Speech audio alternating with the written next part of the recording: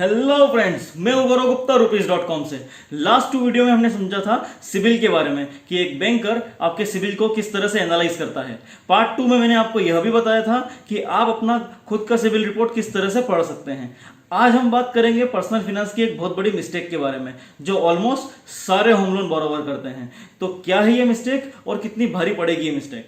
इस वीडियो के एंड में मैं आपको यह भी बताऊंगा कि किस तरह से आप ना केवल इस मिस्टेक को ठीक कर सकते हैं बल्कि एक बहुत बड़ा रिटायरमेंट कॉर्पस भी बिल्ड कर सकते हैं सेम होम लोन की ईएमआई के साथ। तो आइए शुरू करते हैं।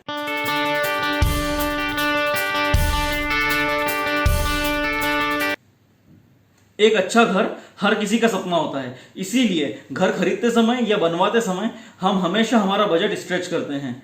In most of the cases हम एक बल्कि होम लोन लेते हैं, वो भी 10, 15 या 20 सालों के लिए।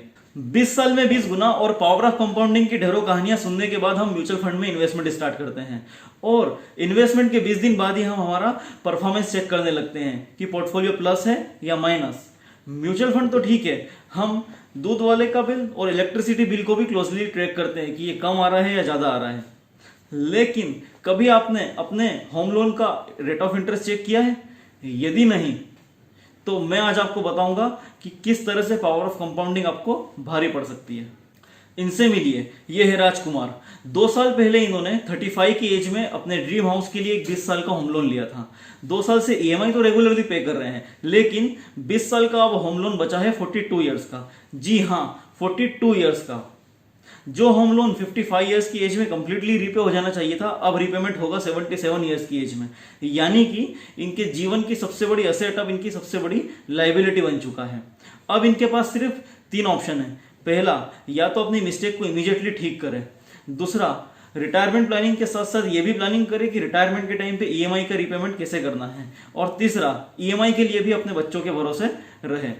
इन तीनों ऑप्शन में से सबसे प्रैक्टिकल और वायबल ऑप्शन अपनी मिस्टेक को ठीक करना ही है। अब समझते हैं आखिर 20 साल का लोन 2 साल रिपेमेंट करने के बाद भी 42 ईयर्स का कैसे हुआ। ऐसा होता है रेट ऑफ इंटरेस्ट बढ़ने की वजह से। इंटरेस्ट रेट डिपेंड करता है 2 फैक्टर्स पे।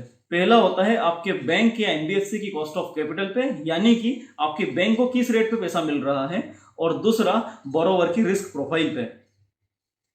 क्योंकि होम लोन काफी लंबे पीरियड का होता है, in most of the cases 10 साल, 15 साल या 20 साल का होता है।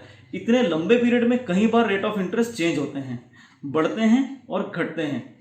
जब जब आपकी बैंक का कॉस्ट ऑफ कैपिटल बढ़ता है, आपके होम लोन पे रेट तुरंत बढ़ता है। लेकिन बढ़ते हुए रेट ऑफ इंटरेस्ट का इंपैक्ट ईएमआई पर ना देते हुए बैंक देते हैं टेनर पे, यानी कि आपके होम लोन का ड्यूरेशन बढ़ा देते हैं। क्योंकि आपकी ईएमआई सेम रहती है, आप सेम ईएमआई पे कर रहे हैं, तो आपको पता भी नहीं चलता है कि रेट ऑफ इंटरेस्ट कब बढ़ा। एंड एज यूजुअल बैंक से आने वाले मेल को हम मार्केटिंग या प्रमोशनल मेल मानकर हमेशा इग्नोर कर देते हैं, जैसा कि राजकुमार के केस में हुआ। राजकुमार ने ओरिजिनली 40 लाख का लोन 8.4% की रेट पे 20 ईयर्स के लिए लिया था, जिसकी ईएमआई हो रही थी 34,460 रुपीज। लास्ट 2 ईयर्स में रेट ऑफ इंटरेस्ट 8.4 से बढ़ के हो गया 10.2%। आज भी ईएमआई सेम है, लेकिन टेनर बढ़ के हो गया 493 मंथ, यानी almost 42 years. Interestingly last 2 years में रेट ऑफ इंटरेस्ट सब्सटेंशियली गिरे हैं एंड प्रेजेंटली होम लोन मिल रहा है सैलरी क्लाइंट को 6.8 से लेके 6.9% पे, और बिजनेसमैन को मिल रहा है ऑलमोस्ट 7% पे।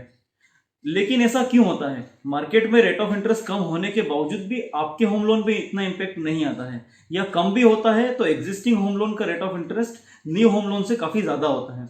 ऐसा इसलिए होता है क्योंकि आपके बैंकर को पता है कि बोरोवर अवेयर नहीं है। वो अवेयर भी है तो वो आलसी है और जानते हुए भी इग्नोर कर देता है और रेट ऑफ इंटरेस्ट कम करने की कोशिश नहीं करता है। न्यू होम लोन पे लो रेट ऑफ इंटरेस्ट रखकर बैंकर या लेंडर नए होम लोन बोरोवर को तो अट्रैक्ट कर लेता है, लेकिन existing home loan who cares.